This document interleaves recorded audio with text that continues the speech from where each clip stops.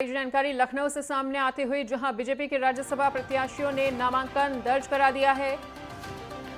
और इस वक्त ये बड़ी जानकारी आपके साथ साझा कर रहे हैं, जहां विधानसभा में सभी प्रत्याशियों ने नामांकन दर्ज करा दिया है। सुधांशु त्रिवेदी, संगीता बलवंत, साधना सिंह ने नामांकन दाखिल किया है।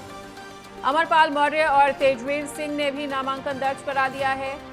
इनके अलावा नवीन जैन और आरपीएन सिंह ने भी अपना नामांकन दाखिल कराया। सीएम योगी आदित्यनाथ की मौजूदगी में नामांकन किया गया है और लोकसभा चुनाव प्रभारी बैजयंत जय पांडा भी इस दौरान मौजूद रहे। डिप्टी सीएम केशव प्रसाद मौर्य और ब्रजेश पाठक की मौजूदगी में नामांकन किया गया है। तो आपको बता दें कि स्वतंत्र देव सिंह, भूपेंद्र चौधरी प्रत्याशियों के साथ मौजूद रहे और तमाम दिग्गजों की मौजूदगी में ये नामांकन दाखिल कराया गया है।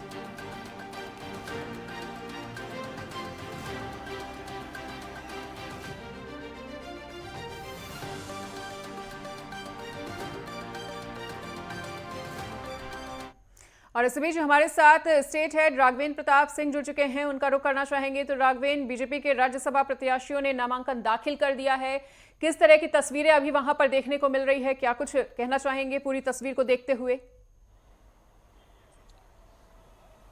मनीषा, अभी 2 मिनट पहले ही नामांकन दाखिल करने के बाद सभी लोग नीचे उतरे थे, जिसमें बीजेपी प्रदेश अध्यक्ष भूपेंद्र चौधरी भी साथ में थे।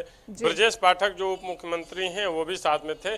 बातचीत के दौरान भूपेंद्र चौधरी ने राज्यसभा का जो चुनाव है तो एक अलग विषय है, लेकिन उत्तर प्रदेश की राजनीति में इस समय एक अलग ही भूचाल चल रहा है। पीडीए की बात अखिलेश यादव बार बार करते हैं। स्वामी प्रसाद मौर्य राष्ट्रीय महासचिव पद से कल अपना इस्तीफा दे चुके हैं। पल्लवी पटेल जो उनकी बहुत ही खास विधायक हैं, उन्होंने इसमें मतगणना में सपा के अगेंस्ट वोट करने की बात की है। बातचीत में बीजेपी प्रदेश अध्यक्ष भूपेंद्र चौधरी ने कहा कि सभी हमारे संपर्क में है, राजनीतिक संभावनाओं का खेल है और सबसे मेरी बातचीत चल रही है। तो कहीं ना कहीं उत्तर प्रदेश की राजनीति में एक बहुत बड़ा बदलाव भी देखने को आने वाले कुछ घंटों में या कुछ दिनों में देखने को मिल सकता है। राज्यसभा चुनाव की सरगर्मियां तो तेज हैं ही हैं। यहाँ आज नामांकन हुआ है, लेकिन जो मुख्य मुद्दा है वही है कि पीडीए बचेगा या नहीं बचेगा, क्योंकि उप मुख्यमंत्री ब्रजेश पाठक भी बातचीत के दौरान यही कहते हुए देखेगा कि हमारी सबसे बातचीत पर रही है और सारे नेता हमारे संपर्क में हैं। तो इस समय की उत्तर प्रदेश की राजनीति कुछ अलग ही पटकथा लिखते हुए दिखाई दे रही है। बिल्कुल राघवेंद्र, तो अलग ही पटकथा तो जरूर देखने को मिलेगी, लेकिन अभी आपने जिस तरह से कहा कि राजनीति में कुछ अलग और बड़ा बदलाव देखने को मिल सकता है, किस तरह के अलग और बड़े बदलाव की तरफ संकेत मिलते हुए?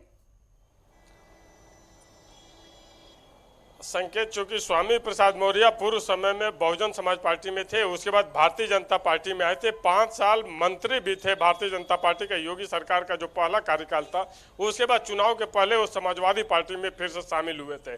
वो एमएलसी भी हैं समाजवादी पार्टी से, राष्ट्रीय महासचिव पद से।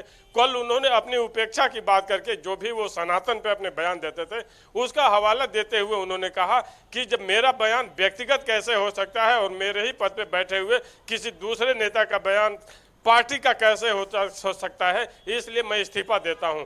और कल ही ये भी सुगबुगाहट पल्लवी पटेल के तरफ से देखी गई कि हम इस चुनाव में सपा के अगेंस्ट वोटिंग करेंगे। तो दोनों नेता कहीं ना कहीं पीडीए के हिस्सा हैं। अगर 80 बनाम 20 या 90 बनाम 10 की बात समाजवादी पार्टी करती है, तो अगर ये दोनों नेता समाजवादी पार्टी से अलग होते हैं तो उत्तर प्रदेश में समाजवादी पार्टी को बहुत ही इसका नुकसान उठाना पड़ सकता है और ये एक बदलाव देखने को उत्तर प्रदेश की राजनीति में मिल सकती है। बिल्कुल राघवेंद्र, नामांकन दाखिल करने वाले प्रत्याशियों की भी बात कर लेते हैं, जिनका जीतना लगभग पूरी तरह से तय माना जा रहा है, लेकिन फिर भी आपकी क्या राय है कि इस पूरी रेस में सबसे आगे कौन सा नाम?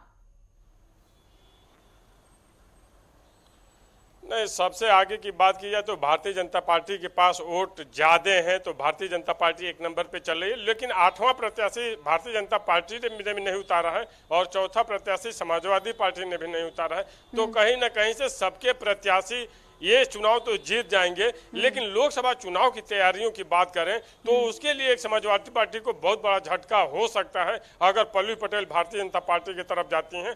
और आज में अगर देखा जाए तो आरपीएन सिंह कांग्रेस के बहुत बड़े नेता रहे, पूर्वांचल के जाने माना चेहरा है, वो भारतीय जनता पार्टी से अब राज्यसभा पहुंच रहे हैं। तो उत्तर प्रदेश की राजनीति में एक समीकरण वो भी बहुत हद तक फिट करेंगे भारतीय जनता पार्टी के पक्ष में। और सुधांशु त्रिवेदी तो पूर्व से ही राज्यसभा थे, फिर से हो गए हैं। अमरपाल मौर्य एक नाम है है, जो नया पहुंच रहे हैं, तो कहीं ना कहीं भारतीय जनता पार्टी हर जाति धर्म संप्रदाय वर्ग और क्षेत्र को साधते हुए राज्यसभा के सीटों पे भेज रही है अपने प्रत्याशी।